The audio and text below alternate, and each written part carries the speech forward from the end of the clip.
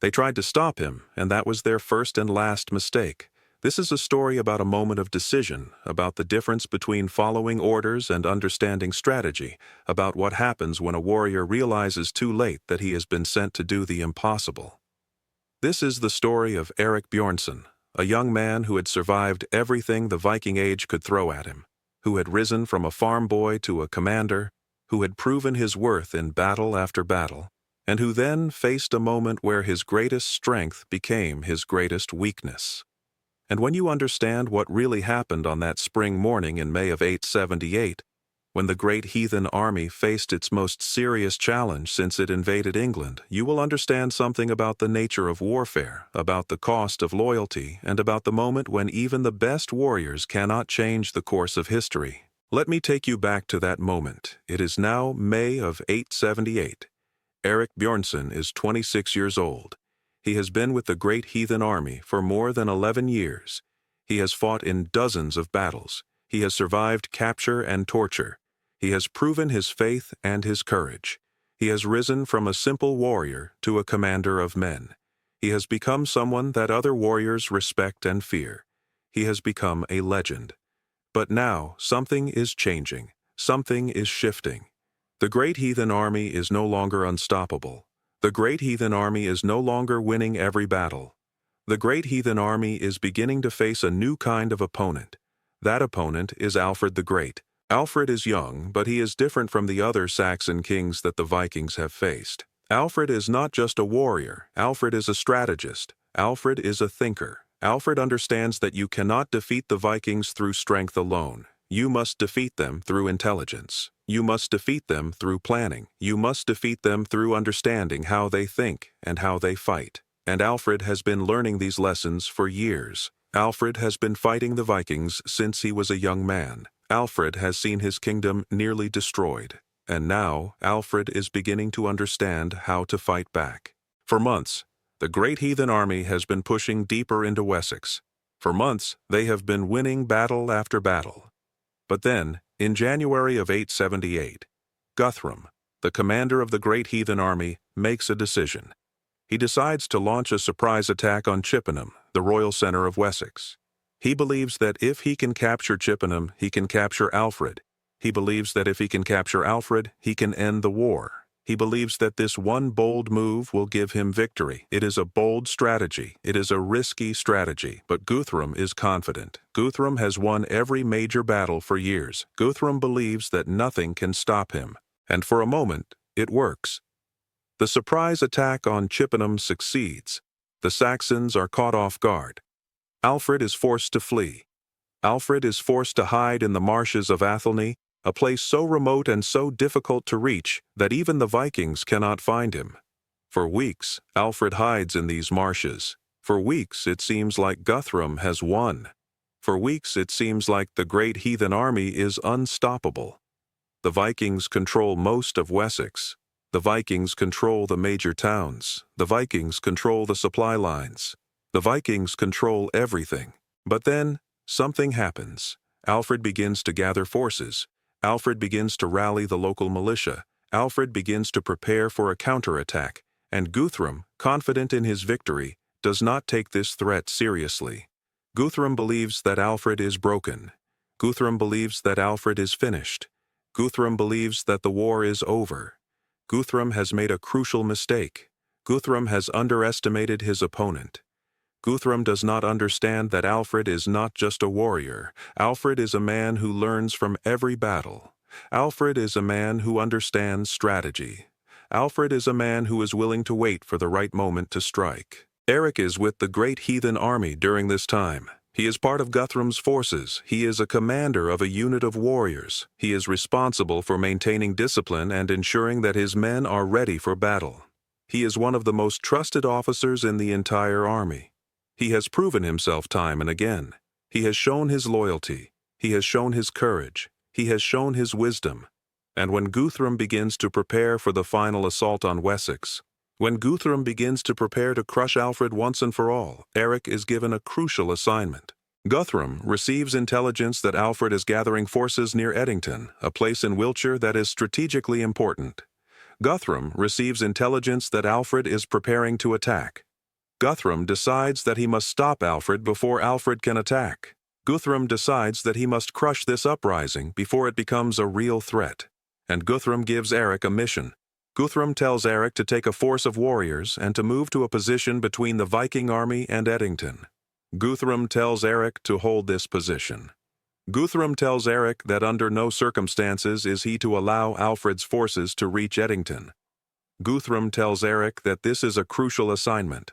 Guthrum tells Erik that the fate of the entire campaign may depend on his success. But Guthrum does not tell Erik something.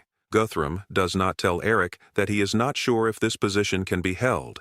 Guthrum does not tell Erik that he is sending him to do something that may be impossible. Guthrum does not tell Erik that he is desperate. Guthrum does not tell Erik that he is afraid. Guthrum only tells Erik that this is important and that he trusts Erik to do it. And because Guthrum is the commander, and because Erik has always followed his orders, Erik accepts the mission without question. Erik accepts this assignment. Erik understands the importance of this mission. Erik knows that Guthrum would not give him this task if he did not believe that Erik could accomplish it. Erik takes his warriors and moves to the assigned position. Erik prepares his defenses. Erik waits for Alfred's forces to arrive. He positions his men carefully. He chooses the ground wisely. He understands that he will need every advantage if he is to hold this position. He understands that Alfred's forces will be strong. He understands that this will be a difficult battle, but he believes that he can do it. He believes that he can hold the line. He believes that he can stop Alfred. But then, something unexpected happens. Alfred's forces arrive much faster than anyone expected. Alfred's forces arrive in much greater numbers than anyone expected. Alfred's forces arrive with a kind of determination that Erik has not seen before. Erik realizes immediately that something is wrong. Erik realizes immediately that this is not just a local militia. This is not just a group of angry Saxons. This is a coordinated military force. This is an army that has been trained and prepared. This is an army that is led by someone who understands warfare. Erik can see it in the way they move. Erik can see it in the way they fight. Erik can see it in the way they coordinate their attacks. Erik understands that he is facing not just an army, but a strategist. Erik understands that he is facing Alfred himself. Erik tries to hold his position. Erik tries to follow Guthrum's orders. Erik tries to prevent Alfred's forces from reaching Edington. But Alfred's forces are too strong. Alfred's forces are too well organized. Alfred's forces are too determined. Erik fights desperately. Erik and his warriors fight with all the skill and courage that they can muster. They fight with the techniques that they have learned over years of warfare. They fight with the discipline that comes from being part of the great heathen army. They fight with the determination that comes from knowing that they are fighting for their commander. But they are being pushed back. They are being overwhelmed. They are being forced to retreat. The battle rages for hours. Erik's warriors hold their ground for longer than anyone would have expected. They kill many of Alfred's soldiers. They wound many more. They show the kind of courage and skill that has made the Vikings feared throughout Europe. But it is not enough. Alfred's forces are simply too strong. Alfred's forces are simply too numerous. Alfred's forces are simply too well led. Erik realizes that he is losing. Erik realizes that his position is becoming untenable. Erik realizes that if he does not retreat soon, his entire force will be destroyed. And he understands something else. He understands that he has been sent here to die. He understands that Guthrum knew this position could not be held. He understands that Guthrum sent him here knowing that he would fail. And yet, Erik does not blame Guthrum, because Erik understands something about warfare that most men do not understand. He understands that sometimes the only way to win is to sacrifice your best warriors. He understands that sometimes the only way to buy time is to send men to their deaths. And then, Erik understands something. He understands that he has been given an impossible task. He understands that Guthrum has sent him to hold a position that cannot be held. He understands that Guthrum has sent him to do something that is not possible. He understands that Guthrum, in his confidence and his arrogance, has made a crucial mistake. He understands that Guthrum has underestimated Alfred. He understands that Guthrum has underestimated the Saxon forces. He understands that Guthrum has sent Erik and his warriors to their deaths, but Erik does not blame Guthrum. Erik understands that Guthrum is doing the best he can with the information he has. Erik understands that Guthrum is trying to win a war. Erik understands that sometimes warriors must be sent to do impossible things. Erik understands that this is the price of loyalty. This is the price of being a great commander.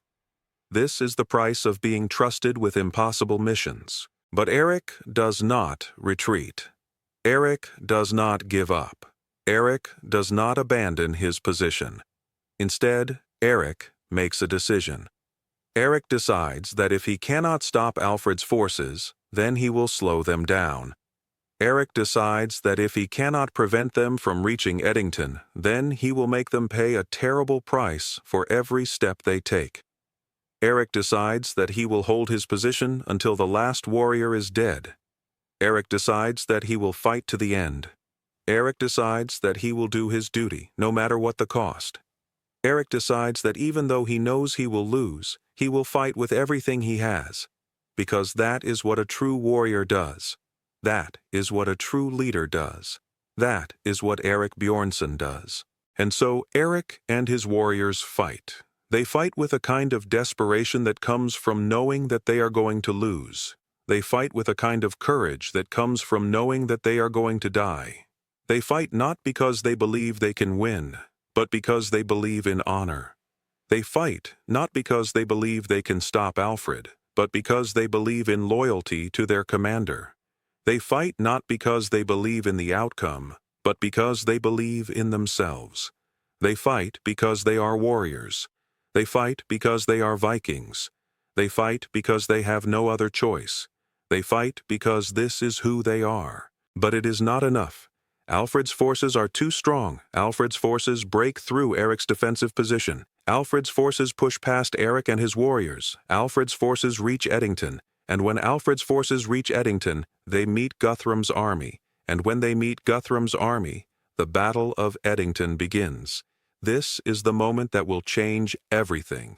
This is the moment that will determine the fate of Wessex. This is the moment that will determine the fate of England. Erik, having lost his position, tries to rejoin Guthrum's main force. Erik tries to reach the battle, but he is too late. Erik arrives at Eddington only to find that the battle is already turning against the Vikings. Erik arrives at Eddington only to find that Alfred's forces are winning. Erik arrives at Eddington only to find that the great heathen army is being defeated. He watches as his fellow warriors are cut down. He watches as the Viking lines begin to break. He watches as the impossible becomes reality. He watches as the great heathen army, which has seemed unstoppable for so many years, is finally stopped. And then, Erik understands the full scope of his failure. He understands that by not holding his position, he has allowed Alfred's forces to reach Eddington. He understands that by allowing Alfred's forces to reach Eddington, he has allowed them to attack Guthrum's army at a time when Guthrum was not fully prepared. He understands that by failing to hold his position, he has changed the course of the entire battle. He understands that his failure has cost the great heathen army the victory. He understands that his failure may have cost them the entire campaign. He understands that his failure may have changed the course of history. But here is what Erik does not understand at first. Here is what Erik does not realize until much later. Erik does not understand that his failure was not really a failure. Erik does not understand that he was sent to hold an impossible position because Guthrum believed that Erik was the only warrior who could possibly hold it. Erik does not understand that Guthrum was not trying to stop Alfred.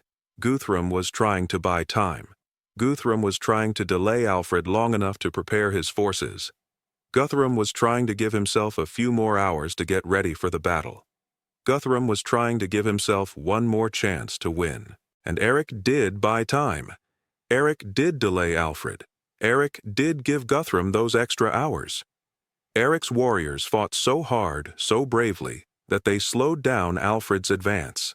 They made Alfred's forces pay for every step. They made Alfred's forces fight for every inch of ground, but it was not enough. Because Alfred was not just a warrior, Alfred was a strategist. Alfred had been planning this moment for months. Alfred had been gathering his forces. Alfred had been preparing his tactics. Alfred had been waiting for the moment when he could strike at the great heathen army and defeat them once and for all. The Battle of Edington becomes a turning point in the Viking Wars. Alfred's forces defeat Guthrum's army. Guthrum is forced to surrender. Guthrum is forced to agree to terms. Guthrum is forced to withdraw from Wessex. Guthrum is forced to accept Christianity.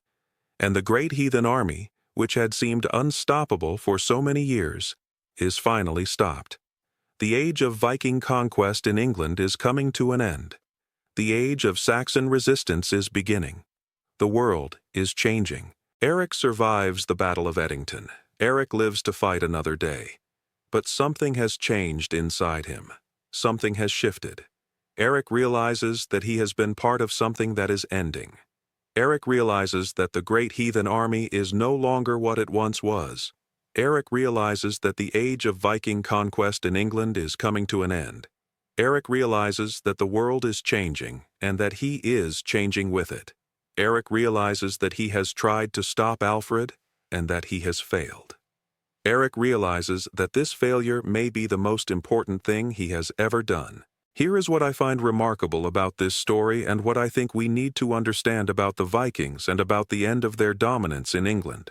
The Vikings had conquered so much. The Vikings had defeated so many kingdoms. The Vikings had seemed unstoppable. But they were not unstoppable. They could be defeated. They could be stopped. And they were stopped not by a greater warrior, but by a greater strategist. They were stopped by Alfred, a man who understood that warfare is not just about strength, but about intelligence. They were stopped by a man who understood that you must know your enemy. They were stopped by a man who understood that you must be willing to hide, to wait, to prepare, and then to strike at exactly the right moment. They were stopped by a man who understood that the future belongs not to those who are strongest, but to those who are wisest. Erik in this story represents something deeper than just a single warrior. He represents the moment when the tide began to turn. He represents the moment when the Vikings began to realize that they could not conquer everything. He represents the moment when a new kind of power began to emerge in England. He represents the transition from one age to another. He represents the cost of that transition. He represents the price that warriors pay when the world changes around them. He represents the moment when loyalty and courage are not enough. He represents the moment when a warrior must accept that he cannot change the course of history no matter how hard he tries. Erik tried to stop Alfred's forces from reaching Edington. That was his first and last mistake. But it was not really a mistake. It was a moment of loyalty. It was a moment of courage. It was a moment of honor. It was a moment when a warrior did what he was asked to do, even though he knew it was impossible. It was a moment when a warrior chose to fight, even though he knew he would lose. It was a moment when a warrior chose to remain true to himself, even though the world was changing around him. It was a moment that mattered. It was a moment that changed everything. It was a moment that would echo through the centuries. The Battle of Edington in May of 878 was one of the most important battles in English history. It was the moment when Alfred defeated Guthrum. It was the moment when the great heathen army was finally stopped. It was the moment when Wessex was saved. It was the moment when the foundation was laid for the eventual unification of England. And Erik was there. Erik was part of that moment. Erik was part of history. Erik tried to stop Alfred. That was his first and last mistake. But it was a mistake that mattered. It was a mistake that changed everything. It was a mistake that would echo through the centuries.